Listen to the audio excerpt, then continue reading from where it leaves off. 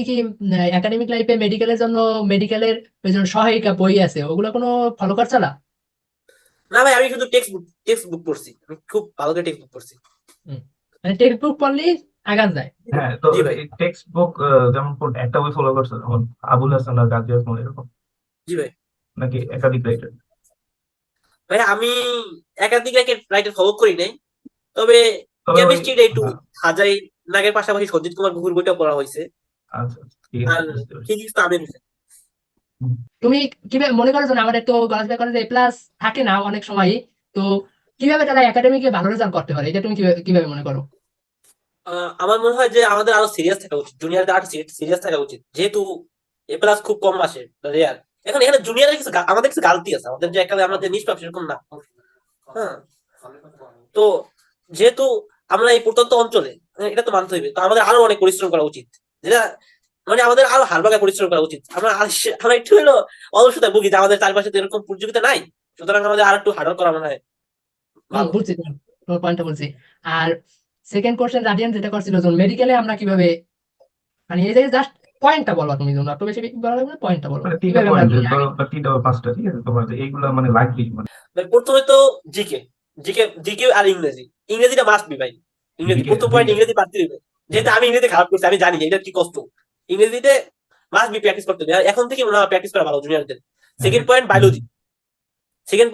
Biology must be. এখন আমার মনে হয় যে দুইটা বই পুরো হেফজ করে হারানো উচিত, যে পুরো মুখস্থ, একটা লাইনও বাদ নাই এরকম। আর তিন হচ্ছে দিয়া কেমিস্ট্রি অ্যান্ড ফিজিক্স, মোটামুটি এটা ভালো উপস্থিত নেওয়া উচিত এই।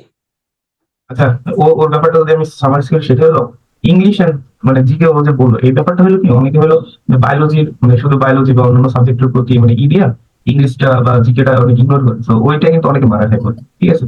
তো মানে চান্স পাইতে হলে মানে সবই করতে হবে, এবং সব কিছুতেই আমার জি মোটামুটি ভাই, একটা ভালো মার্ক ক্যারি করতে হবে। তো ওই দুটা ইগনোর ভালো করে মার্ক কিন্তু করতে হলে। মানে ওইটা ইগনোর করে কিন্তু অনেকেই আসলে ধরে নেয় টাইম মতো। আর মানে দ্বিতীয় ব্যাপারটা হলো আমার যেটা মনে হয় আরেকটা পয়েন্ট যদি অ্যাড করি আমি, সেটা হলো পরীক্ষার হলে নার্ভাসনেসটা, ঠিক আছে। তুমি যতটা নিজের নাকটা ধরে রাখতে পারবে, যতটা টেনশন কম করতে পারবে, তোমার মাথা অত কাজ করবে, অত বেশি করতে পারবো মানে জি ফ্রি ভাই। থাকবে যে হ্যাঁ আমি পারবো, ঠিক আছে, আমার কি হবে। আর চান্স না পাইলেও প্যারা নেই, ঠিক আছে। এটা মানে পরীক্ষার আগের দিন এটা মাথায় রেখে টেনশন অনেক কমে যাবে। মোটামুটি নর্মাল পড়ালেখা করলেই হলো, মানে সাদে গিয়ে পড়ালেখা করার দরকার নেই, যেটা আমার মনে হয়, ঠিক জি আছে। ও ভাই। তো বলা ছিল দিয়ে মেডিকেলে চান্স, এভারেজ। আমরাও তো মোটামুটি পাইছি, ঠিক আছে, মানে জি ভাই। একটা পার্সেন্ট পাই। তো এটাই। তো মানে তোমার লাস্ট কমেন্ট বলো, মানে সবার উদ্দেশ্যে বলা ছিল, ধরো তোমার ছোট ভাই বা যারা মেডিকেলে গণাসিবেন না চাইছে, শুধু, মানে এই আমাদের মতন আমাদের থেকেও মানে ওই তো অনেক ই প্রত্যন্ত এলাকা আছে, ওই এলাকা থেকেও প্রতি বছর চান্স আয়, কিন্তু এই খুবই এদের কম, জন্য and তোমার একটা ওরা পয়েন্ট মানে থাকবে। এতটা মোটিভেটেড থাকে না। জি ভাই। তো আমার মনে হয় যে এখন যেহেতু আপনারা ভালো একটা ভার্সিটি চান্স পাইছেন ইঞ্জিনিয়ারিং ভার্সিটিতে, আমি মেডিকেলে, সুতরাং এখন তো ওয়ে নাই বলার যে গলা চিপা দিয়ে পায় না, চান্স পায় না। এখন তো এই সুযোগটা আর নাই। সুতরাং ওদের উচিত যে ভালো করে পড়াশোনা করা, হার্ডওয়ার্কিং করা, নিজেদের অজুহাত না দাঁড় কারণে যে গলা চিপা দিয়ে চান্স পায় নাই, আমিও পাইনি, এই সুযোগটা তো আর থাকবো না এরপর থেকে ইনশাল্লাহ। হ্যাঁ। কারেক্ট। সুতরাং আমার মনে হয় একটু হার্ডওয়ার্কিং করলেই হয়, মোটামুটি হার্ডওয়ার্কিং করলেই চান্স আয় ইনশাল্লাহ। আচ্ছা, ও যে লাস্টের কথাটা বললো যে অজুহাত দাঁড় করানোর এখন আর উপায় নেই, ঠিক আছে, সেই ব্যাপারটা মানে মোটামুটি এক্সাম্পল হইলো আমাদের এই নাতি জিল্লার মুভি। তো অজুহাত দাঁড় করানোর আসলে কোনো দরকার নাই, আর মানে সুযোগও নাই এখন। তো প্রত্যন্ত গ্রামে থাকো আর যাই থাকো, এখন কিন্তু অনলাইন ব্যবস্থা আছে, ঠিক আছে। জি। কার্যকর টিচার না পেলে তুমি অনলাইন অনেক সেবা পাইতে পারো।